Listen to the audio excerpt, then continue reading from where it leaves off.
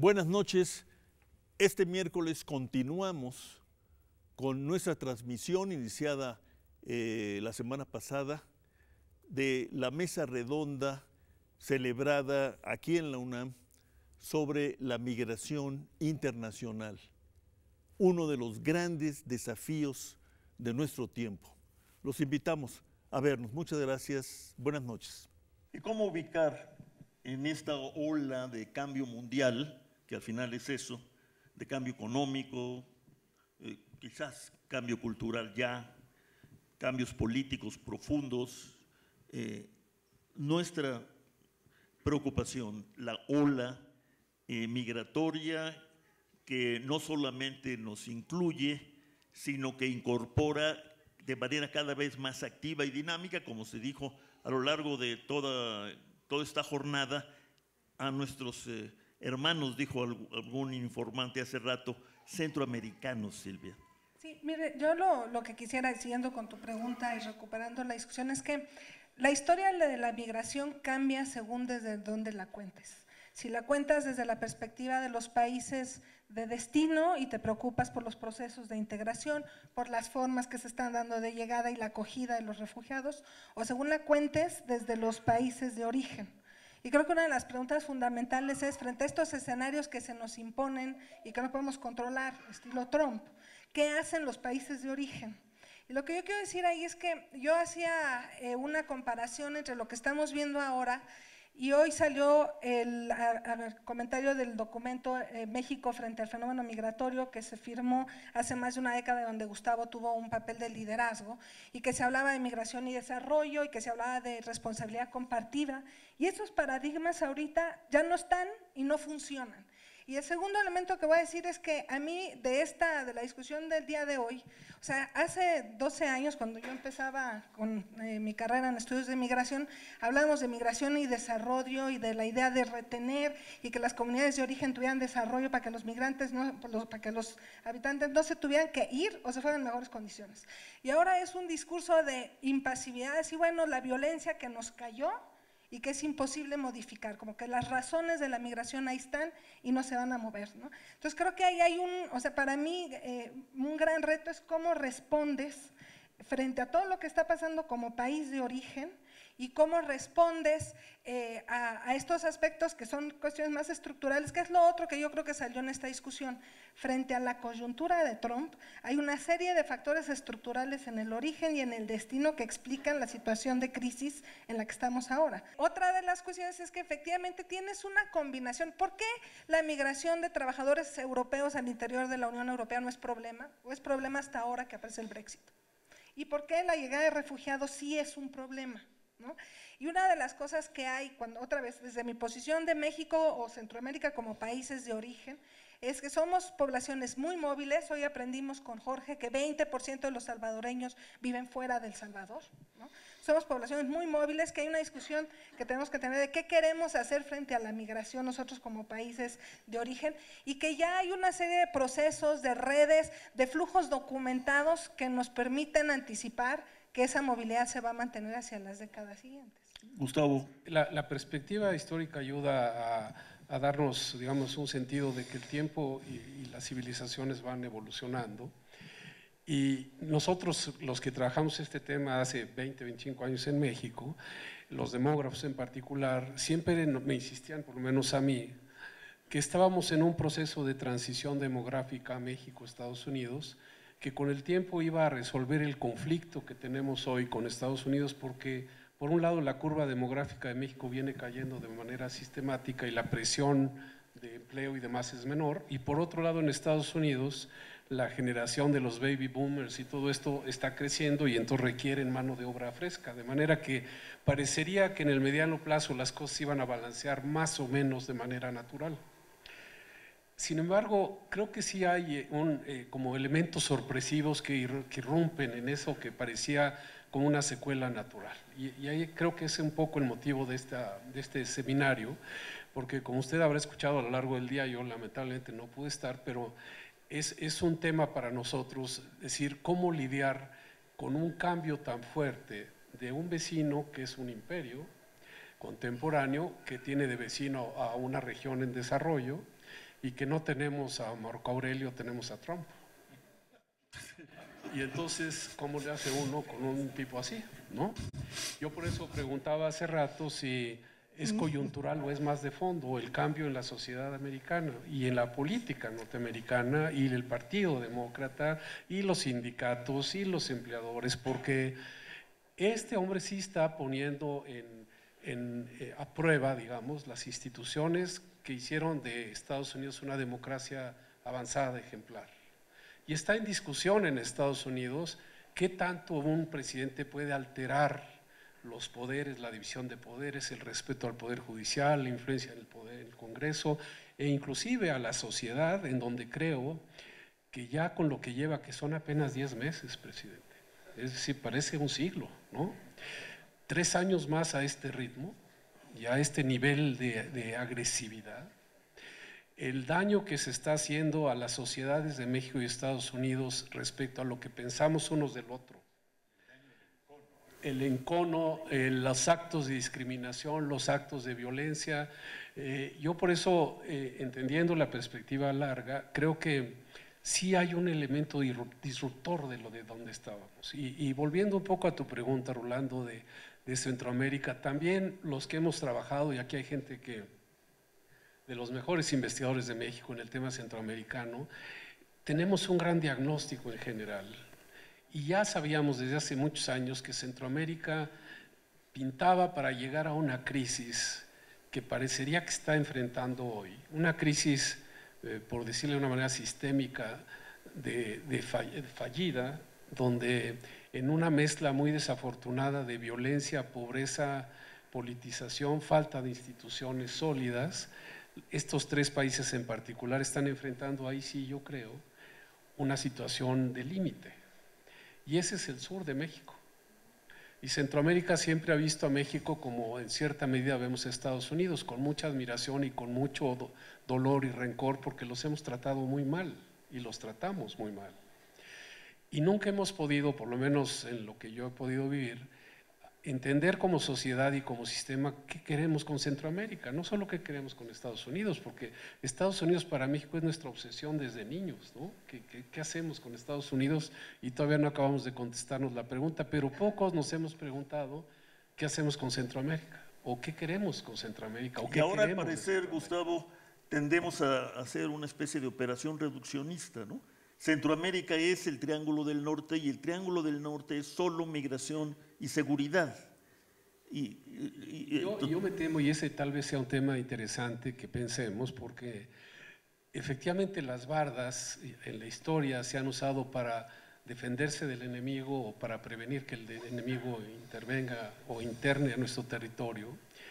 Y nosotros hemos criticado y criticamos hoy el muro de Trump y la manera en que está queriendo deportar a los mexicanos, aunque lleven 15 o 20 años allá, y que lo vemos como un acto de agresión, contrario a lo que estábamos construyendo más o menos hace 20 años, no mucho tiempo, de un acercamiento en donde empezaban las sociedades, no solo los intereses políticos o económicos, sino las sociedades nos empezábamos a ver con ojos distintos.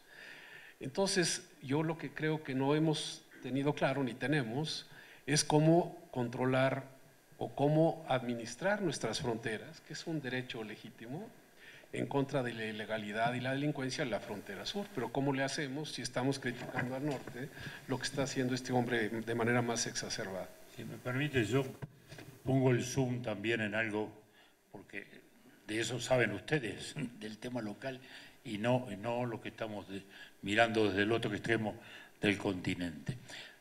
Me parece que a su vez esto se inscribe, y no podemos ignorarlo, dentro del contexto histórico de una nueva etapa histórica, digamos, ¿no? Así como el tema de las inmigraciones internas, que fue enorme en el pasaje, digamos, de la economía basada en la agricultura a la economía basada en la industria, hoy, en ese sentido, la mayor inmigración debe ser la China, ¿no? Cuantitativa y cualitativamente, que es la que más emigra o ha inmigrado desde el campo a las ciudades, ¿no? Pero hoy en América Latina, con un 80%, países con el 90% de su población en ciudades, el tema es de otro orden. Pero estamos en un mundo globalizado, y el mundo globalizado ya sabemos las oportunidades que ofrece y los riesgos que viene produciendo, muy especialmente la falta de conducción, como se ha hablado normalmente. Todas las globalizaciones anteriores, algunas de las cuales fuimos hijos nosotros también, ¿no verdad? La del siglo XV y XVI, las condujo un Estado, España y Portugal primero, Inglaterra en el siglo XIX, y esta no la está conduciendo nadie, digamos, ¿no? Entonces es una globalización que dispersa fuerzas, libera fuerzas que a veces generan espacios críticos, como lo vivimos con la crisis económica, por ejemplo, del 2008, y con un fenómeno político muy fuerte, y es que ahora estamos ya en una sociedad postindustrial, o como quiera llamársele, o tercera revolución industrial, o sociedad del conocimiento, sociedad de la información, o como quiera llamársele, y eso a su vez es un factor de enorme distorsión en las sociedades, porque todos tenemos un Uber en nuestro horizonte, ¿no? No hay ninguno que está liberado de la posibilidad de un nuevo modo de producción, ¿no? Y un nuevo modo de generar riqueza. Y esto ha generado los efectos reversivos de explosiones de nacionalismos locales, explosiones de nacionalismos nacionales, explosiones de xenofobia y de un temor del cual son hijos estas reacciones electorales.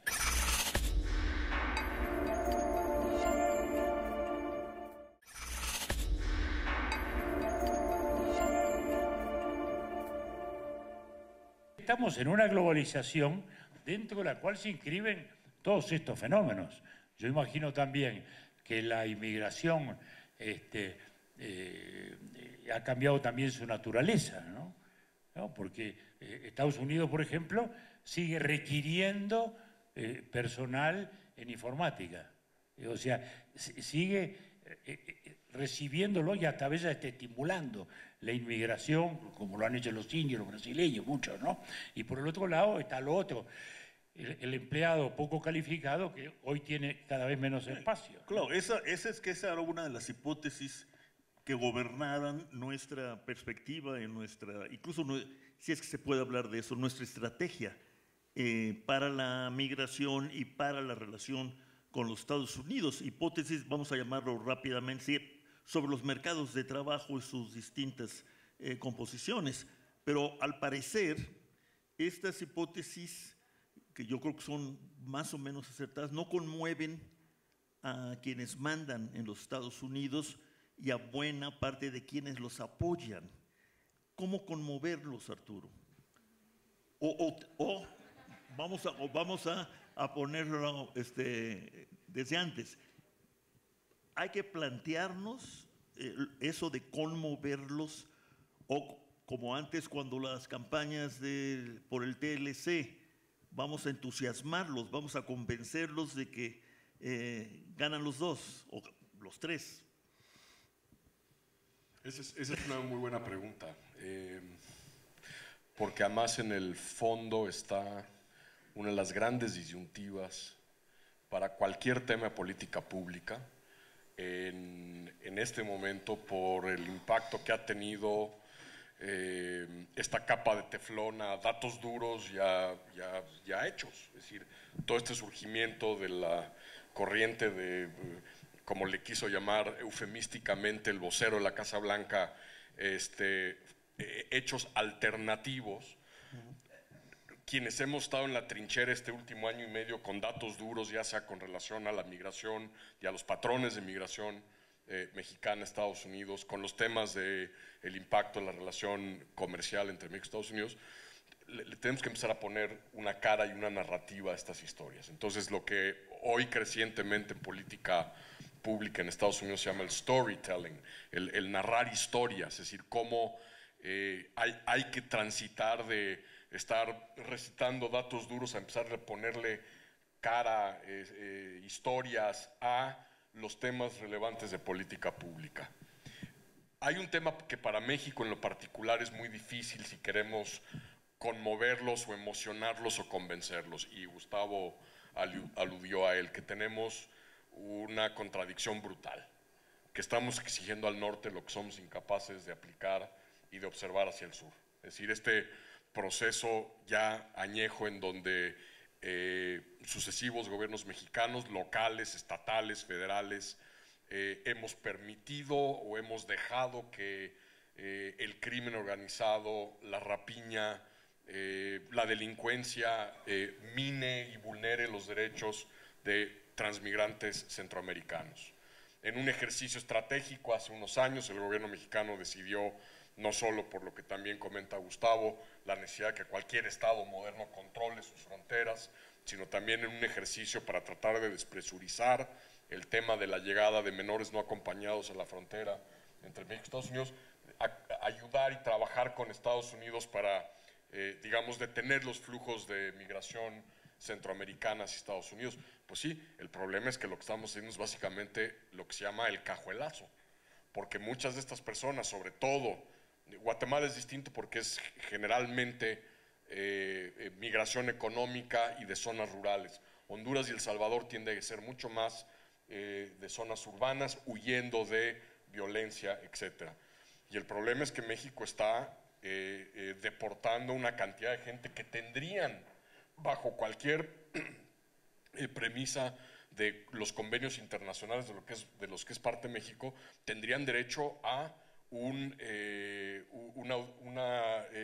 a pedir asilo o refugio en México y estamos violando estos principios. Entonces el primer tema es, para exigir y para tener mayor fortaleza en los posicionamientos hacia el norte, vamos a tener que poner, como en la gran mayoría de todos los demás temas de la agenda nacional, nuestra casa en Creo orden. que le llamaron hoy, hace un rato, responsabilidad o corresponsabilidad institucional a eso, ¿no? O sea, no pidas que te hagan lo que tú quieres si tú no lo haces a los... Ese es el tema. El segundo tema, y a ver, no voy a esconder mi enorme preocupación por las secuelas y el impacto que este oligofrénico que tenemos en la Casa Blanca hoy va a dejar, no solo para la democracia estadounidense, sino para esta relación bilateral que muchos de nosotros llevamos tratando de construir más de 2 décadas, una relación verdaderamente estratégica. A pesar de esto, yo creo que la batalla está generalmente ganada en Estados Unidos, es decir, con base en los consensos de qué es lo que se tiene que hacer. Hay mucha discusión en torno a cuál debe ser la mecánica para llegar a ese gran compromiso político, ese gran acuerdo político que permita estructurar una reforma migratoria integral. Pero las bases, es decir, una de las cosas que ha tenido el que gentes como Gustavo, otros que están en este auditorio, yo, nos hemos estado estrellando contra la pared de la reforma migratoria en Estados Unidos durante ya por lo menos década y media, es que la sociedad estadounidense hoy es mucho más informada sobre cómo se tiene que arreglar y resolver el tema migratorio. Silvia, ¿qué dirías frente a este panorama que, digamos, pone a los Estados Unidos, ¿verdad?, en esta ecuación, pues como... Sí, voy a decir tres cosas. La primera es que, voy a decir que creo que está la duda de cuánta energía debemos seguir invirtiendo. O sea, yo creo que sí, como dijo Michael Clemens, hay que seguir haciendo statements a pesar del teflón y estar hablando. Pero también hemos aprendido que los aliados se han diversificado, no son gobiernos estatales, son ciudades, son alcaldes de algunas de las ciudades, es el sector académico estadounidense que ha sido también muy empático y muy apoyador en todo el tema de la migración. Y yo creo que ahí hay un trabajo que tenemos que seguir haciendo.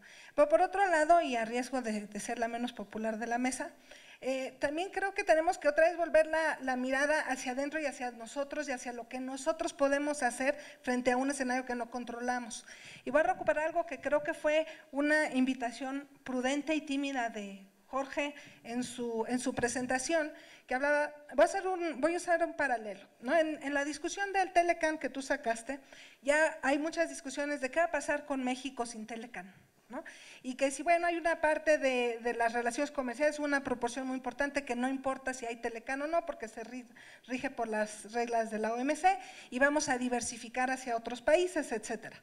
Pero yo creo que igual a lo mejor podríamos empezar a plantearnos qué pasa si volvemos la mirada en el tema migratorio hacia otros contextos y hacia otros escenarios, que era a lo que se refería Jorge, si entiendo bien, cuando hablaba de la región mesoamericana y el sistema migratorio, México, Centroamérica, no solamente el triángulo norte de Centroamérica, sino con una mirada más amplia. Y yo creo que tal vez tenemos que empezar a movernos y a construir discursos en ese sentido. Y debo decir que tenemos un ejemplo regional muy bueno, que es el ejemplo del Mercosur, una experiencia que en términos de movilidad laboral es muy interesante. Y termino diciendo que cuando hablamos de xenofobia y racismo, otra vez siempre estamos pensando en el otro, en allá, en el país que recibe y que es xenófobo y racista. Pero creo que tenemos que voltear y ver también más a México y el problema que tenemos hacia también la discriminación y el racismo que hay hacia el migrante y el migrante que viene del sur. Gustavo. Dos comentarios, uno de corto plazo y uno un poco más de perspectiva. El gobierno mexicano enfrenta hoy un dilema, me parece muy delicado, ante la inminencia del posible rompimiento de las negociaciones del TLC, porque sostuvimos que era una agenda integral la del gobierno mexicano, que íbamos a plantear el conjunto de la agenda, y eso incluía migración y seguridad y comercio. En otras épocas, los que estamos ya aquí después de muchos años en esto, dijimos hay que compartimentalizar la agenda, no hay que contaminarla, porque si nos peleamos en migración, no nos peleemos en comercio, y si nos peleamos en comercio, no nos peleemos y demás. Ahora, este gobierno dijo es un todo integrado. Y lo que creo que no nos han explicado, por lo menos no entiendo bien, es cómo vamos a usar la migración y la seguridad como un arma de negociación en la relación bilateral. ¿Qué elementos reales tenemos y qué cartas jugamos? Porque hay quien ha dicho abramos la frontera sur y que el trabajo sucio ya no lo vamos a hacer. Y hay quien dice ya no vamos a colaborar en materia de inteligencia y combate al narcotráfico. Y yo me pregunto, ¿de veras? ¿Lo hemos pensado bien? Además, sería conveniente para nosotros, de veras eso es porque abrir la frontera sur así nada más, bueno, es olvidar que entre la frontera sur y la frontera norte hay muchos miles de kilómetros, ¿no? Muchos miles, y que además, de manera todavía anecdótica, pero tuvimos hace poco el fenómeno de 15,000 haitianos que llegaron de Brasil y que saturaron Tijuana, Mexicali, por ahí, y que no había ni infraestructura ni capacidad para atenderlos, y en el momento que Estados Unidos dejó de recibirlos, se quedaron ya permanentemente, por lo pronto, alrededor de 5,000 haitianos, y no hay la infraestructura, ni la cultura, ni nada para atenderlos. Gustavo, Arturo, un minuto para pedirle a Silvia que en 1 minuto y medio cierre, pero primero Gustavo. Creo que el título del seminario nos dice realmente a todos los que estamos interesados en el tema migratorio y en las relaciones internacionales, sí requerimos nuevo pensamiento y nuevas maneras. Lo que pasa es que el diagnóstico y los esfuerzos que hemos hecho de documentar, de proponer, de planes, hay por ejemplo nada más un tema que no hemos mencionado, el plan especial de migración que sacó esta administración. Si a quien le interese la política migratoria y revise ese documento que es prácticamente desconocido, es la primera vez que el gobierno mexicano tiene un texto integral, de una visión integral de qué queremos hacer con la política migratoria. Es la primera vez en nuestra historia. ¿Estará vigente a la luz de los cambios que estamos viviendo o no? Es algo que es parte de la agenda próxima, de empezar no a inventar el hilo negro, sino a revisar lo que ya tenemos.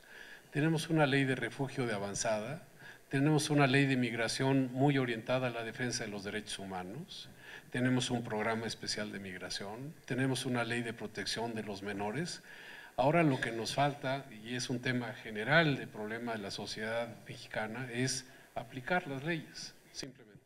Gracias, Gustavo Moar. Arturo Sarucán.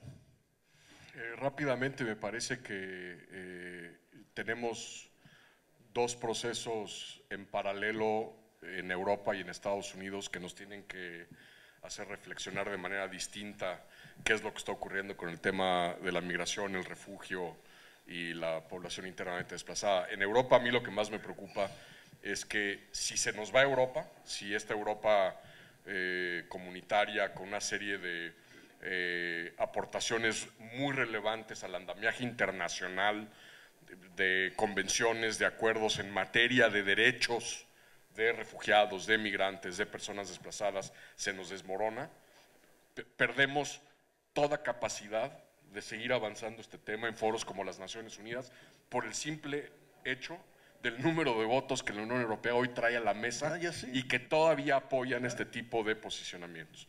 El segundo tema para Estados Unidos es más bien una reflexión de que no debemos desaprovechar una crisis y que si bien hay una crisis en este momento con respecto a lo que pueda hacer o no Trump desde la Oficina Oval con relación a la política migratoria, el gobierno mexicano, la sociedad mexicana deben redoblar los esfuerzos para trabajar con los aliados a nivel estatal, local, en la sociedad civil, con las organizaciones hispanas y mexicoamericanas, para ir fortaleciendo estas redes que ya están allí y que las tenemos que tener listas para activar en el momento en que el escenario político electoral estadounidense se modifique. Silvia Yorgulli, terminamos. Esta mesa no tiene conclusiones porque el tema todavía no nos permite siquiera imaginar las conclusiones. Te escuchamos, Silvia. De hecho, más que conclusiones, yo me quedo con dos preocupaciones. Una de ellas en esta pregunta de qué hacer frente a la crisis migratoria es la preocupación porque el tema de las razones y las causas de la migración no aparece y además, como mencioné, entonces tampoco se menciona cómo poder disminuir o generar condiciones más favorables para la migración desde la perspectiva de los países de origen. Y la segunda preocupación es por algo en la historia, cuando uno ve la historia de las políticas migratorias en la relación México-Estados Unidos, pues un aspecto que las caracteriza es esta parte de reacción más que planeación. Y me quedo con un último aspecto que no se tocó en esta mesa, pero creo que fue muy importante, que es decir, en esta idea, en los 90s, cuando yo era estudiante, empezaba a oír esta idea de México como país de inmigración. Y en estos hard facts de los que hablaba Carlos Heredia, hoy se mencionó varias veces que México es un país de inmigración, pero que los números son pequeños y que eso nos tendría que dar posibilidad para empujar la parte de congruencia y coherencia en términos de la política migratoria interna y lo que México proyecta hacia el exterior.